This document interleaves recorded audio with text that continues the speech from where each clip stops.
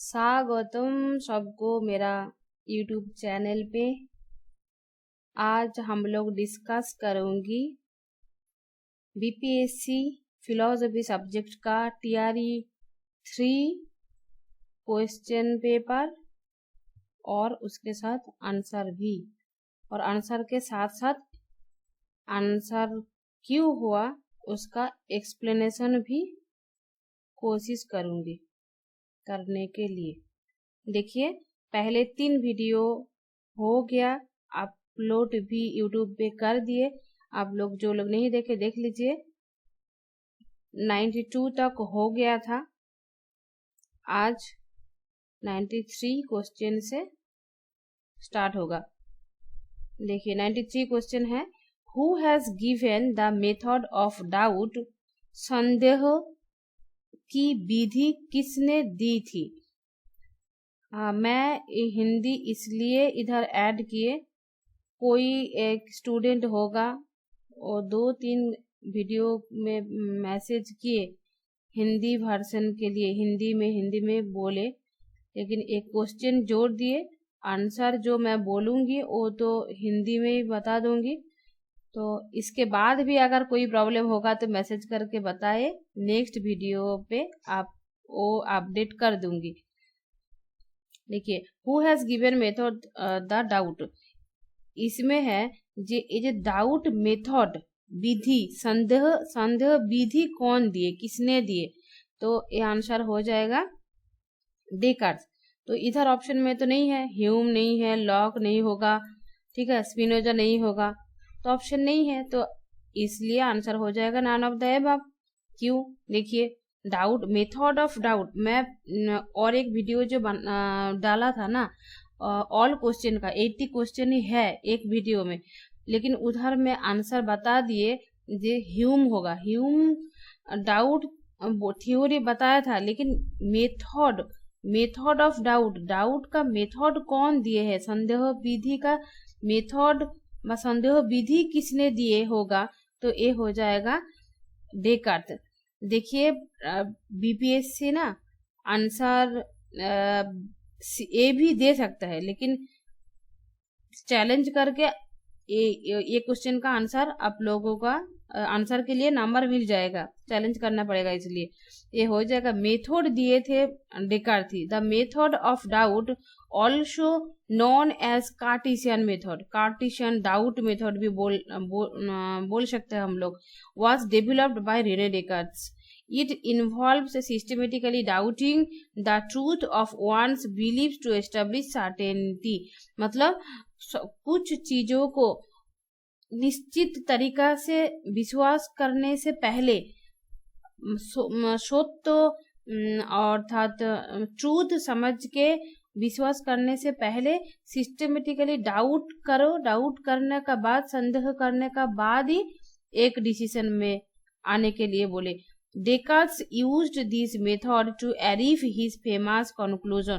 तो इसी मेथड से ही डेकार्ट का जो कंक्लूजन है, फेमस कंक्लूजन है, कॉजिटो अर्गो सम, इसका ये तो ग्रीक वर्ड है, इसका मीनिंग क्या होगा, आई think therefore I M, therefore the correct answer हो जाएगा ई। तो नेक्स्ट क्वेश्चन में टीआरई 4 में क्वेश्चन आ सकता है जो cogito ergo sum, I think therefore I am किसने बोला है, ये हो जाएगा डेकार्ट। ये कॉजिटो अर्गो सम किसने बोला है, ये क्वेश्चन नेट, ऑल इंडिया जो नेट एग्जाम होता है, नेट एग्जाम में बहुत बार आ चुके हैं, तो मस्ट भी याद रखिए।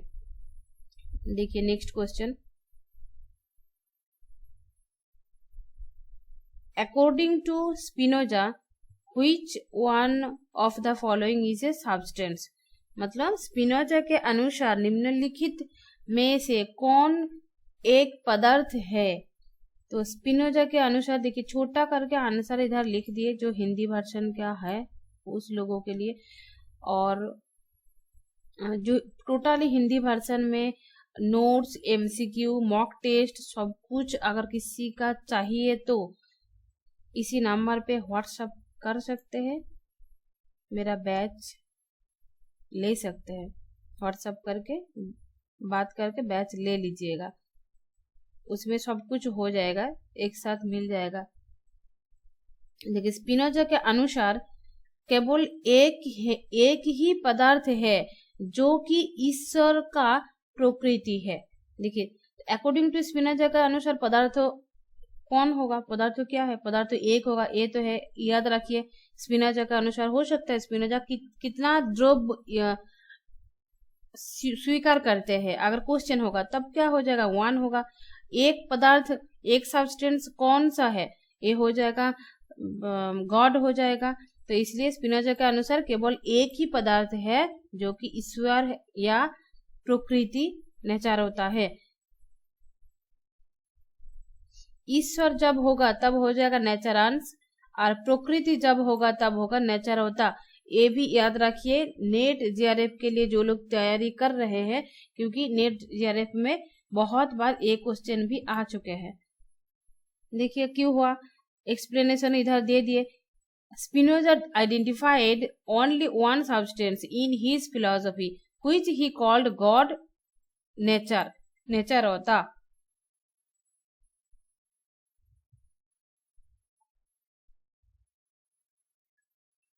According to Spinoza, God is a single infinite substance that constitutes reality and everything else including the soul, world, modes, expression। अच्छा छोड़ दीजिए, ये याद रखिए स्पिनोजा के अनुसार द्रव्य एक ही है, वो होगा गॉड। इधर नेचर गॉड और नेचर होगा, लेकिन नेचर होता नेचुरांस जब हो जाएगा तब होगा गॉड, और नेचुर होता जब होगा तब हो जाएगा वर्ल्ड प्रकृति। तो इधर क्या होगा, राइट आंसर होगा God, option A. Next question देखिए, theory of pre established harmony is given by Hume. पूर्व निर्धारित सामंजस्य का सिद्धांत किसने दिया, ये हो जाएगा लाइबनिज। पूर्व निर्धारित सामंजस्य का सिद्धांत गॉटफ्रीड लाइबनिज ने दिया। हिंदी वर्जन के लिए लाइबनिज कब बोले प्री एस्टेब्लिश्ड हार्मोनी के बारे में क्या क्या बताया, देख लीजिए। The theory of pre established harmony was proposed by Leibniz का फुल नेम है। लाइबनिज प्री एस्टेब्लिश्ड थ्योरी दिया है, ये भी क्वेश्चन में आया था। इसी क्वेश्चन में पहले वीडियो में एक्सप्लेन कर दिए कि प्री एस्टेब्लिश्ड हार्मोनी क्या है। प्री एस्टेब्लिश्ड हार्मोनी जो थ्योरी है वो लाइबनिज ने दिया। According to this theory there is no direct interaction between mind and body. Mind and body के अंदर कोई डायरेक्टली इंटरेक्शन नहीं होता है between any two substance. Instead God has pre arranged the universe in such a way that there is a harmonious correspondence। इसका meaning देखिए, एक 2 word में याद करके रखिए प्री एस्टेब्लिश्ड हार्मोनी क्या है। लाइबनिज के अनुसार यही हम लोगों का जो जगत है ना, वर्ल्ड है, और वर्ल्ड में सब कुछ सिस्टमेटिकली चल रहा। कैसे चल रहा, पहले ये याद रखिए, लाइबनिज के अनुसार वर्ल्ड कैसे हुआ। वर्ल्ड क्या हुआ, छोटा छोटा अणु परमाणु से हुआ।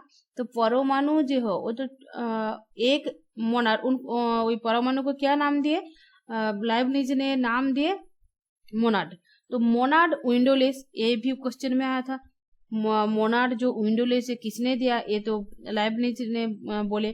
तो मोनाड विंडोलेस, एक मोनाड दूसरा मोनाड, छोटा छोटा मोनाड लेके वर्ल्ड सृष्टि हुआ। वर्ल्ड सृष्टि हुआ था। तो ये छोटा छोटा मोनाड, लेकिन एक मोनाड से वो दूसरा मोनाड के अंदर एक गवाहीन कोई इंटरेक्ट नहीं होता है, ठीक है। ओनली रिफ्लेक्ट होता है, इंटरेक्ट नहीं होता है। अगर इंटरेक्ट नहीं होगा तो कैसे इधर हम लोगों का जो वर्ल्ड है इतना सिस्टमेटिकली चल रहा। इसलिए लाइबनिज ने बोला ये प्री एस्टेब्लिश्ड पहले से गॉड है, मोनाड ऑफ मोनाड जिसका नाम दिए मोनाड ऑफ मोनाड। मोनाड छोटा छोटा मोनाड को ऐसे ही प्री एस्टेब्लिश्ड पहले से सिखा के सब कुछ उन लोगों को दे के वर्ल्ड सृष्टि किया। तो इसलिए क्या हो जाएगा, तो ये प्री एस्टेब्लिश्ड है, पहले से बना हुआ था, वो लोगों का जो हार्मोनी है। तो राइट आंसर हो जाएगा Leibniz. Next question, who has given the theory of innate idea. अच्छा, इनेट नॉलेज किसने बोले, इनेट नॉलेज के बारे में कौन बताया है, इनेट नॉलेज किसका मत है, वो आप लोग जरूर कमेंट सेक्शन के बताए। मैं मेरा जो बैच क्लास है वो लोगों को मैं बता दिए, पढ़ा भी दिए, वो लोग तो मास्ट भी आंसर बोलना चाहिए वो लोगों का। देखिए, इनेट आइडिया के बारे में अगर बात करिए तो हो जाएगा डेकार्त ने दिया है। तो हिंदी देख लीजिए, क्या जन्मजात विचारों का सिद्धांत किसने दिया। जन्मजात मतलब जन्म से हम लोग कुछ अंदर से लेके जन्म हुआ, तो ये कुछ लेके जन्म हुआ कौन बताएगा, ये रैशनलिस्ट फिलोसोफर बताएगा, डेकार्त ने बताएगा, लाइबनिज भी बताएगा। इधर ऑप्शन में देखिए क्या है, लॉक है, नहीं होगा। लॉक तो इनेट आइडिया को क्रिटिक किया, रिफ्यूज्ड किया, Locke refused the innate idea, तो ये नहीं होगा। डेकार्त ने दिया इनेट आइडिया, तो राइट आंसर हो जाएगा Descartes. Rene Descartes is known for his theory of innate idea. He argued that certain ideas such as idea of God are innate of human mind, not derived from experience. बोले कुछ कुछ idea है जो हम लोग जन्म से लेके जन्म टाइम से हम लोग लेके जन्म लिया, पहले से लेके जन्म लिया, पूर्व जन्म से कुछ लेके जन्म लिया, ये ओनली एक्सपीरियंस से नहीं होता है, ये हो जाएगा इनेट आइडिया। और इनेट आइडिया के बारे में बताया है गॉड डेकार्त।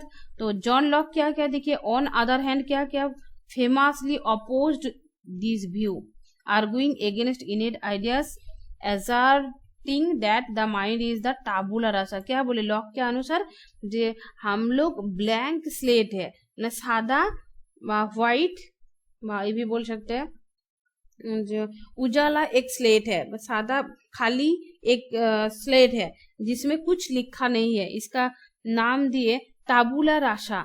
तो हम लोगों का जन्म होने का बाद ही हम लोगों का एक्सपीरियंस के साथ साथ कुछ आइडिया होता है, जन्म से कुछ लेके नहीं हम लोग आए, ये बताया लॉक। तो ओनली लॉक नहीं है, लॉक के साथ साथ ह्यूम भी इनेट आइडिया को अपोज्ड किया। ये याद रखिए, क्वेश्चन में आ जाएगा अगर क्वेश्चन जटिल हो जाएगा। तो रेने डेकार्त जैसे इनेट आइडिया के बारे में बताया, रेने डेकार्त के साथ साथ लाइबनिज भी इनेट आइडिया के बारे में बताया। डेकार्त तो बताया जो कुछ कुछ आइडिया इनेट होगा, लेकिन लाइबनिज के अनुसार ऑल आइडियाज आर इनेट। और लॉक सबसे ज्यादा क्रिटिक किया इनेट आइडिया को, और लॉक के साथ साथ दार्शनिक ह्यूम भी क्रिटिक किया इनेट आइडिया के। तो राइट आंसर हो जाएगा डेकार्त, option B.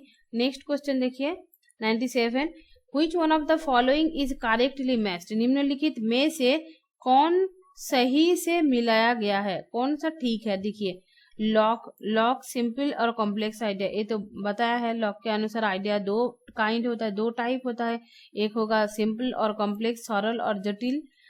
Berkeley idealism, Berkeley तो मास्ट B idealism. Hume refutation of innate idea, अभी मैं बताया ह्यूम रिफ्यूट किया इनेट आइडिया को।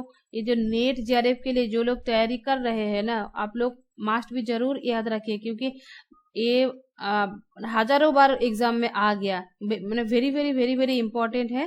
रिफ्यूटेशन ऑफ इनेट आइडिया कौन रिफ्यूट किए, देखिए अभी बताया जो लॉक रिफ्यूट किए, लॉक के साथ साथ ह्यूम भी रिफ्यूट किए। इधर एक्सप्लेनेशन भी दे दिए, आप लोग देख लीजिए। लॉक सिंपल और कॉम्प्लेक्स आइडिया के बारे में बताया, डिस्टिंग्विश्ड भी किया सिंपल और कॉम्प्लेक्स आइडिया के बारे में। सिंपल आइडिया कौन है, जो है बेसिक चीज होगा, बेसिक एलिमेंट ऑफ नॉलेज का जो बेसिक एलिमेंट है, मूल आधार है, वो हो जाएगा सिंपल आइडिया, सरल धारणा। और कॉम्प्लेक्स आइडिया क्या है, सिंपल आइडिया लेके जो बनता है वो हो जाएगा कॉम्प्लेक्स आइडिया। तो दोनों का तो डिफरेंस दिया ही है लॉक, तो ये भी क्वेश्चन में आ सकता है जो सिंपल और कॉम्प्लेक्स आइडिया को डिफरेंस कौन किया, ये हो जाएगा लॉक। नेक्स्ट देखिए बार्कले तो आइडियलिज्म है। George Berkeley is known for his idealist philosophy which asserts that reality consists of mind and their ideas famously summarized essayist perceive. याद रखिए, the to be is to be perceived, मतलब हम लोग जो आंखों में परसेप्ट कर सकते हैं, देख सकते हैं, वो ही ओनली एग्जिस्टेंस है, उसी चीज का ही एग्जिस्टेंस है, ये विश्वास करना पड़ेगा, ये बताया बार्कले। तो इसलिए वो तो आइडियलिस्ट मास्ट भी हो जाएगा, आइडियलिज्म है उनका थ्योरी है। और ह्यूम क्या हो जाएगा, refutation of innate idea. David Hume critique the notion of innate idea emphasising that all ideas are derived from impression. क्या बताया, देखिए ये भी क्वेश्चन में, नेट जेआरएफ में क्वेश्चन में आया है और बीपीएससी के लिए भी बहुत बहुत इंपॉर्टेंट है। देखिए नेट जेआरएफ में जो क्वेश्चन बहुत बार आया है ना, उसी क्वेश्चन को ही मेरा लगा बीपीएससी भी सिलेक्ट किया, बीपीएससी के साथ बहुत मिल है, कुछ है, 80% तो कॉमन है दो सिलेबस का बीपीएससी ने जो एग्जाम में देता है और एनटीए, और 20% का फर्क है, वो ओनली पढ़ना पड़ेगा। और इसके बाद जो नेट के लिए तैयारी कर रहे हैं ना, वो लोग आराम से बीपीएससी निकल सकते हैं। देखिए ह्यूम के बारे में अगर क्वेश्चन होगा, जो इम्प्रेशन कौन बताए, इम्प्रेशन के बारे में कौन बताए, ये हो जाएगा ह्यूम।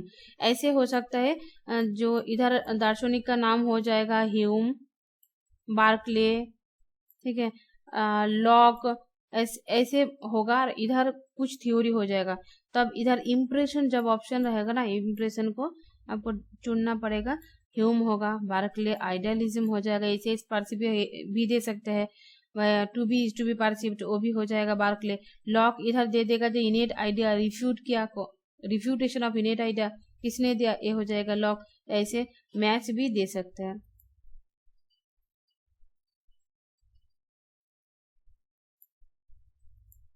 मैं तो पहले ही बता दिए, जब एक से ज्यादा दो ऑप्शन राइट हो जाएगा तब आप लोगों का आंसर करना पड़ेगा D, more than one of the above.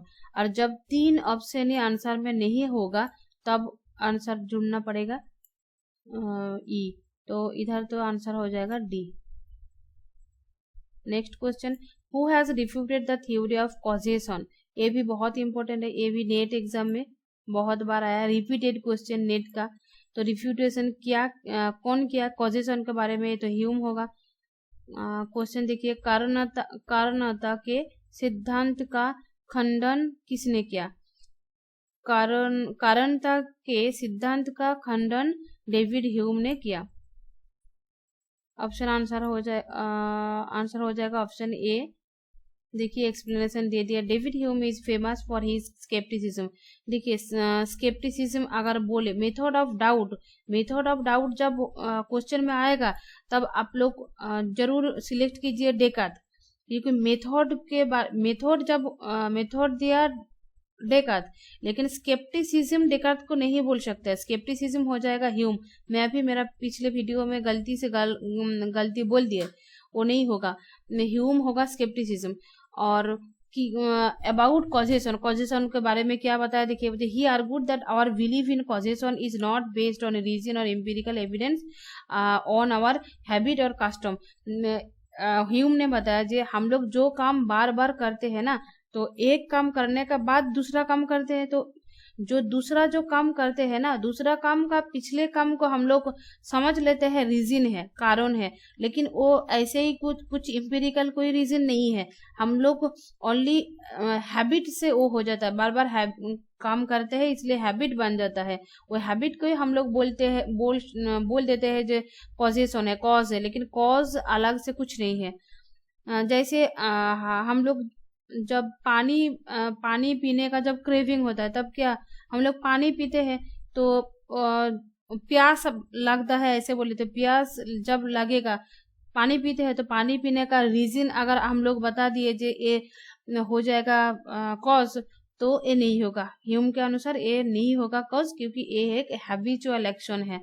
तो according to Hume we can not observe causation directly, हम लोग कॉजेशन को ऑब्जर्व नहीं कर पाते हैं, तो we only observe that certain events consistently follow others.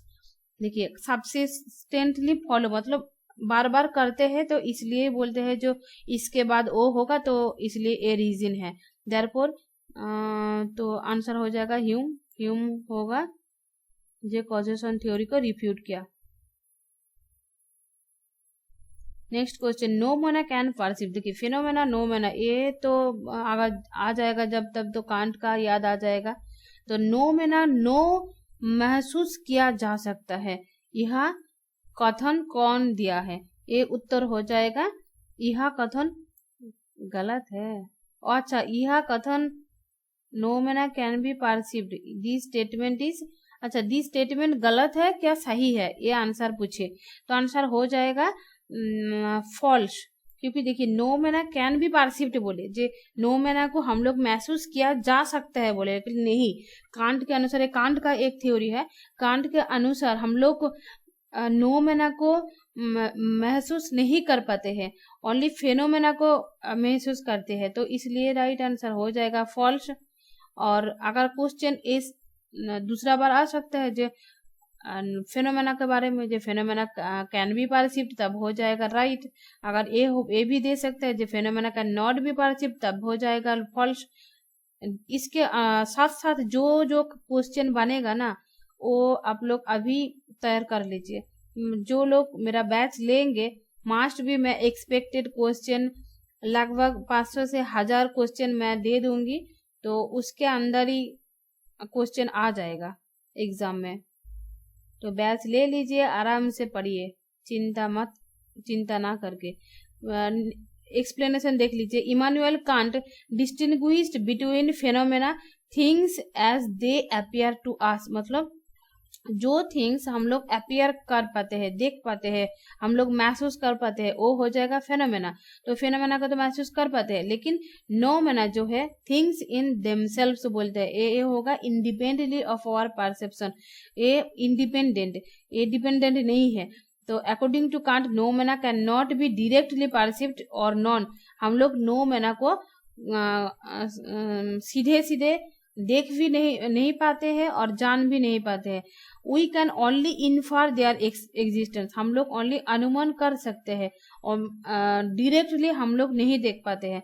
और डायरेक्टली जो देख पाते हैं वो हो जाएगा फेनोमेना, और डायरेक्टली जो नहीं देख पाते हैं वो हो जाएगा नोमेना। तो इसलिए राइट आंसर हो जाएगा फॉल्स, क्योंकि पूछा है जे नोमेना कैन बी परसीव्ड, लेकिन नोमेना को परसीव्ड हम लोग नहीं कर पाते हैं, फेनोमेना को परसीव्ड कर पाते हैं।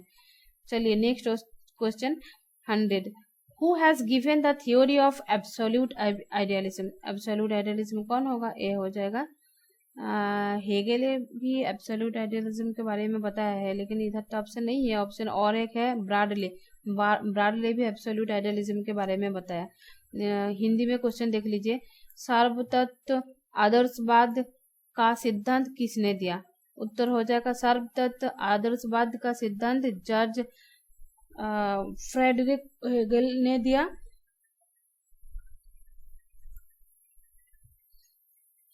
मैं अभी बताया ना जब एब्सोल्यूट आइडियलिज्म हेगेल ने बताया, हेगेल के साथ साथ ब्राडले के जो थ्योरी है उसके साथ भी है एब्सोल्यूट आइडियलिज्म के बारे में बताया। अगर किसी ने आंसर किए नॉन ऑफ द अबव, उनका भी आंसर ले सकता है बीपीएससी। ये भी होगा जो हेगेल से ही, हेगेल का थ्योरी देख के क्वेश्चन बनाया जो एब्सोल्यूट आइडियलिज्म कौन दिए, तब वो तो आंसर मस्ट भी सेट करेगा नॉन ऑफ द अबव।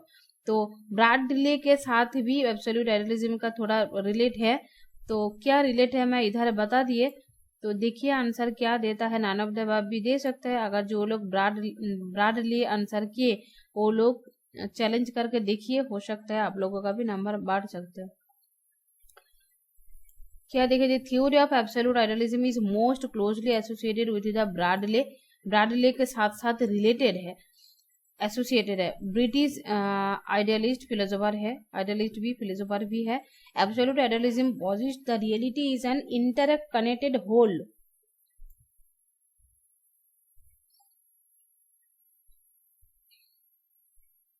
एक क्वेश्चन का आंसर तो एक कॉन्ट्राडिक्टरी आंसर होगा, वेट करना पड़ेगा क्या आंसर देता है। तो नेक्स्ट क्लास होगा कल इसके बाद जो है क्वेश्चन 101 से होगा। नेक्स्ट क्लास में वीडियो बना दूंगी। और जो लोगों का बैच लेना है इसी नंबर से आप लोग कांटेक्ट कर सकते हैं। हिंदी मीडियम को जो हिंदी मीडियम वाला जो स्टूडेंट है वो लोगों का भी मिल जाएगा। हिंदी में notes, MCQ, short notes, revision notes सब कुछ मिल जाएगा हिंदी में भी। और जो बेंगली स्टूडेंट है তাদের জন্য তো ক্লাস অলরেডি শুরু হয়ে গেছে জুলাই থেকে। যার ব্যাচ লেবার দরকার আছে এই নাম্বারে যোগাযোগ করুন। Thank you everyone.